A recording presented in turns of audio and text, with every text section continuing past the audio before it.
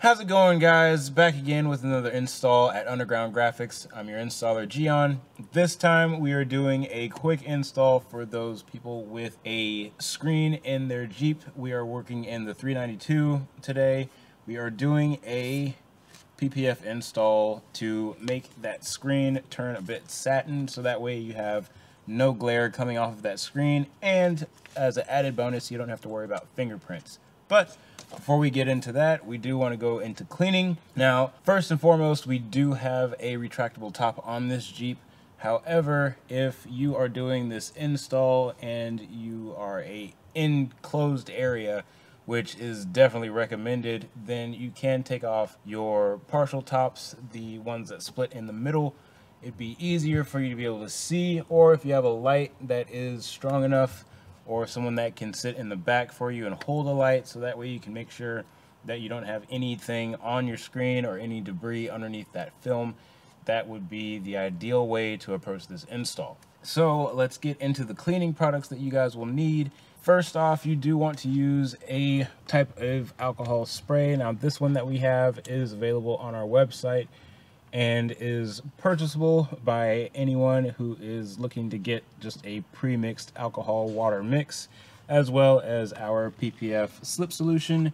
Now, if you are tuning in back to our channel, then you have probably seen the alcohol water mix and the soap and water mix before, but now we have available for you guys to purchase it. Next up, after taking off your top, you do want to make sure that you are in an enclosed environment like I had mentioned.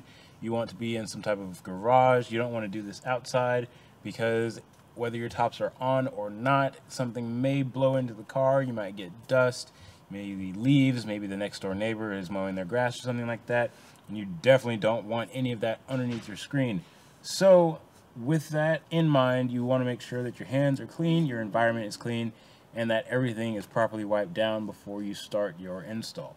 As a last added bonus for that install, you do want to be in a controlled environment, not just an enclosed environment, but a controlled one as well.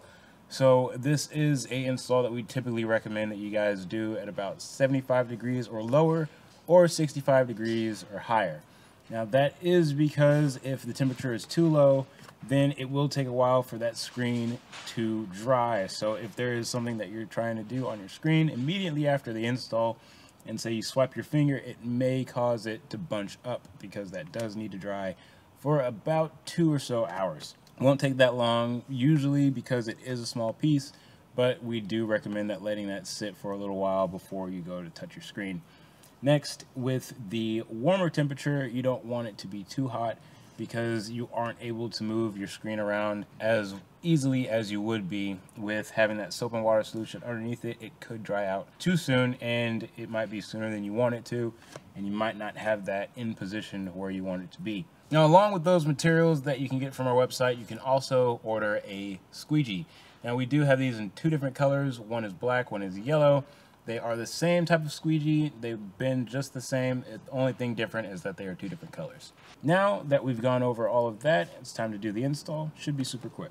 All right, so for the install, you do want to just pull off the PPF from the backing. Now, you do want to make sure that your hands are clean. Mine are, but I'm still going to try and just use my fingernail to pull that corner off. And then with our slip solution, we're just gonna mist that backside. It's okay if it drips a little bit, that's why we put that towel there. Now, same thing with the screen on the dash. You're just gonna give that just a couple sprays, nothing too crazy. And now you're just gonna delicately place it on here. And see, since we are in a good environment, then it is moving around fairly easily. And once we have that in place, you do want to keep the face of this dry, so that way you can move it around if need be. But once you're happy with that placement, you want to just spray the face of the screen. Now, before you start to squeegee it, you do want to put a little bit of pressure on that screen. You can work from the middle out or from the top bottom. I'm going to work from the middle out, since this squeegee is pretty much the perfect size for this. You just want to give it a couple swipes just to make sure that it's locked in. Now, since that is locked in, You can either keep your hand on the other side of it, or you can trust yourself that you pushed out enough of the water that it locked down. Of course, if you're not too sure, like I am, you can just put a little bit of pressure on that passenger side of the screen and get the rest of that water out. And once you've done both of those sides, we're just gonna go just a hair under the edge of that screen from the top and go down to the bottom. You don't want to go all the way to the edge of that screen because you might make it buckle. So you just want to be probably about 1/8 of an inch from the top. Now we can make sure it's all locked in, all the corners. I like that. And now, since you don't need your towel to catch water, you can use it to dry up the leftover water. And when you're doing your drying off, you want to go from the middle out. And you don't want to go against those edges. You just want to follow them around. It will prevent you from lifting up any of those corners. So, like I said, this is a simple install, very easy, and you guys can see how it somewhat satined out that screen, and it is a little bit more pleasing to look at. Also, when you hit the road, it doesn't have a glare on it.